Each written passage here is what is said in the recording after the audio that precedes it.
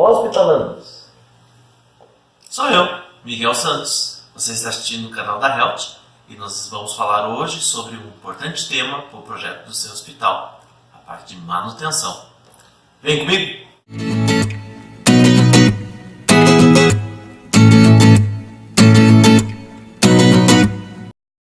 Uma observação rápida. No final desse vídeo eu quero colocar uma surpresinha para vocês, tá bom? Não percam! Um dos maiores custos que o seu hospital pode ter é o custo de manutenção. E o custo de manutenção é muito complexo.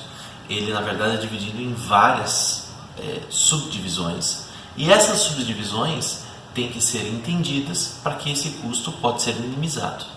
Mas o que geralmente as administrações dos hospitais não percebem é a importância que esses custos têm para que o hospital seja efetivamente produtivo. Os hospitais da antiguidade eram constituídos basicamente de pessoas com alguns instrumentos rudimentares, ou seja, a capacidade e a habilidade dos profissionais e das pessoas estava diretamente relacionado à capacidade de cura que aquele hospital detinha. Hoje em dia, os hospitais são muito mais dependentes do seu parque tecnológico, ventiladores pulmonares, mesas cirúrgicas, bisturis eletrônicos, estativos, equipamentos de imagem e outras tecnologias têm feito toda a diferença para definir se o seu hospital é um grande hospital ou só uma clínica. A tecnologia dos hospitais hoje roda, na verdade, ao redor desses equipamentos. Ou seja, os profissionais que você vai precisar contratar para o seu hospital, quais as especialidades que esse hospital pode desenvolver, qual que é a produtividade financeira máxima do seu hospital, que normativas que você tem que estar atento e que são aplicáveis, qual é o custo total de manutenção do teu hospital, qual é a infraestrutura que o meu hospital vai precisar, qual o nível de automação e a redução de pessoas que eu posso fazer, qual é a precisão dos diagnósticos e procedimentos que eu consigo realizar no meu hospital, qual é a complexidade máxima dos procedimentos que o meu hospital pode realizar, até mesmo qual é a competitividade do meu hospital no mercado, qual é a capacidade de atendimento, de cirurgias, de leitos ocupados e até mesmo o tempo de recuperação em cada um desses leitos. Como vimos em episódios anteriores, o risco jurídico que está diretamente relacionado aos eventos adversos também é afetado pelos tipos de equipamentos que o seu hospital detém. Sendo assim, se você não dá atenção para a sua manutenção, vários desses equipamentos podem parar, prejudicando o número total de leitos disponíveis, número total de cirurgias realizadas ao dia, número total de diagnósticos realizados e exames, além até mesmo do próprio atendimento clínico, por causa dos tempos que você tem nesta produtividade. Sendo assim, o equipamento parável é prejuízo no bolso do seu hospital. Então, como que eu faço para que o meu equipamento não fique parado? Como que eu maximizo a produtividade do meu hospital? Então existe um conjunto de coisas que a direção do hospital, em suporte e apoio à engenharia clínica, devem fazer para que seu hospital não pare. Entre essas coisas estão a escolha dos equipamentos adequados, que estava no vídeo anterior, a definição do plano de manutenção preventiva e corretiva do seu hospital e a delimitação de responsabilidade dessas manutenções. Porque, com certeza, nem todas as manutenções dos seus equipamentos estão sob cargos da engenharia clínica. E essa é a grande proteína desse vídeo. Quais são os 6 níveis de manutenção que você tem que entender que o seu equipamento precisa para não parar? O primeiro nível, na verdade, é de responsabilidade muito mais da CCIH do seu hospital do que da engenharia clínica. O departamento de limpeza, desinfecção e esterilização das áreas passa por todo o hospital. O uso de produtos de limpeza inadequado ou a ausência da limpeza nas frequências adequadas pode causar defeitos e até desgaste prematuro dos seus componentes. Logo, um plano de treinamento dessa equipe de limpeza, uma baixa rotatividade dela, avisos visuais e instruções de trabalho desses processos são fundamentais. O nível 2 de manutenção é realizado pelo próprio usuário. Às vezes o usuário tem que realizar certos procedimentos nos equipamentos, mas como é praxe no Brasil, ninguém lê o manual do usuário. Então, como a gente sabe que essa é uma cultura quase impossível de ser resolvida, então é muito importante que o departamento de treinamentos esteja muito atuante nessa área hospitalar.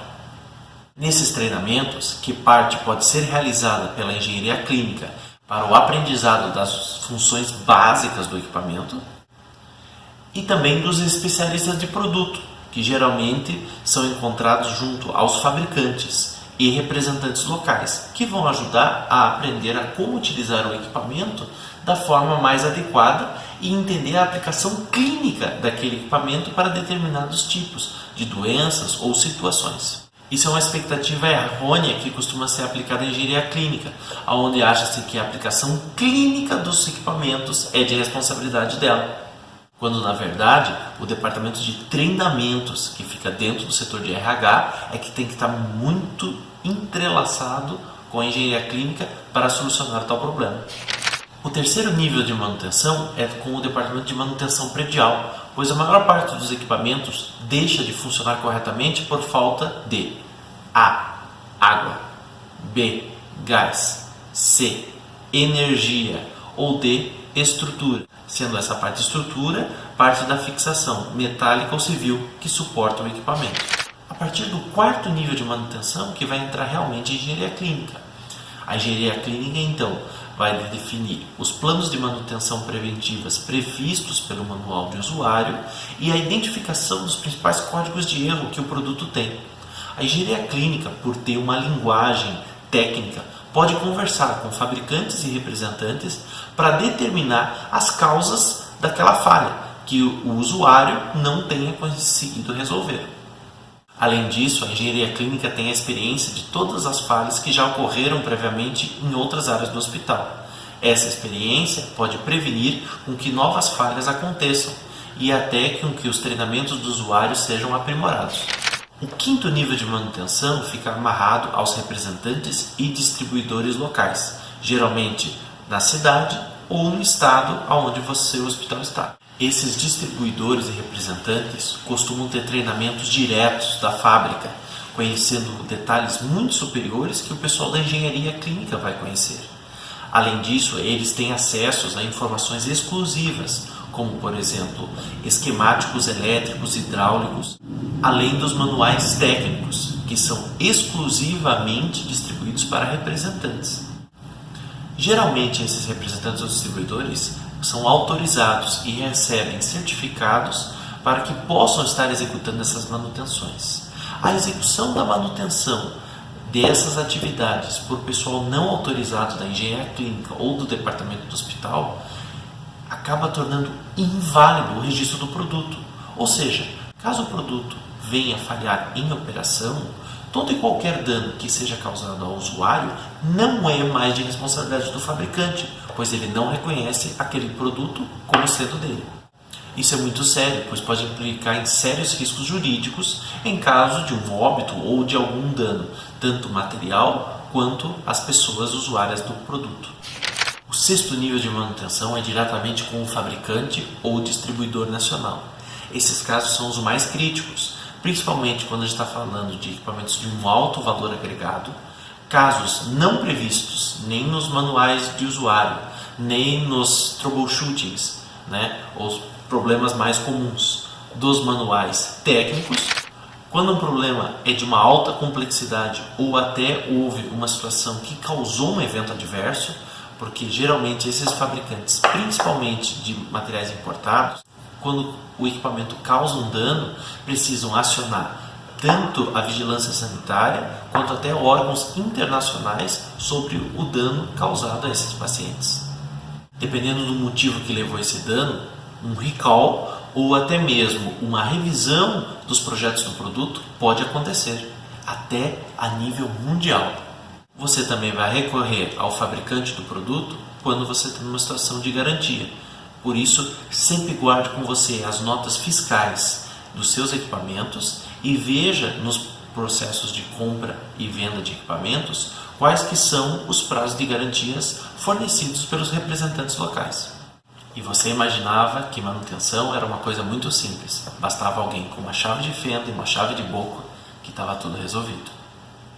A manutenção é algo muito complexo que envolve pessoas extremamente capacitadas. Por isso, escolha com muito carinho quem vai fazer parte da engenharia clínica do seu hospital.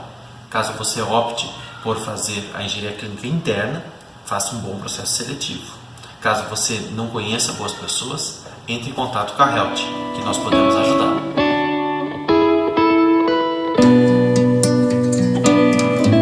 Primeiramente, eu gostaria de fazer um super agradecimento à VIT, toda a família VIT, os funcionários, o próprio VIT, seu filho Matheus, pelo super suporte que a gente teve aí no nascimento do meu filho, que aconteceu neste sábado. E aí eu até achei que não ia conseguir gravar esse vídeo, e também se não fosse por apoio da Andréa Madeleine, minha irmã, que fez toda a edição desse vídeo aí. Então, se vocês notaram algumas mudanças na edição, foi ela. E eu queria mostrar uma das minhas maiores criações como engenheiro, que é o meu terceiro filho. Então, vejam os videozinhos aí, espero que vocês gostem. Obrigado pelo tempo de vocês, obrigado pela atenção de vocês e até a próxima.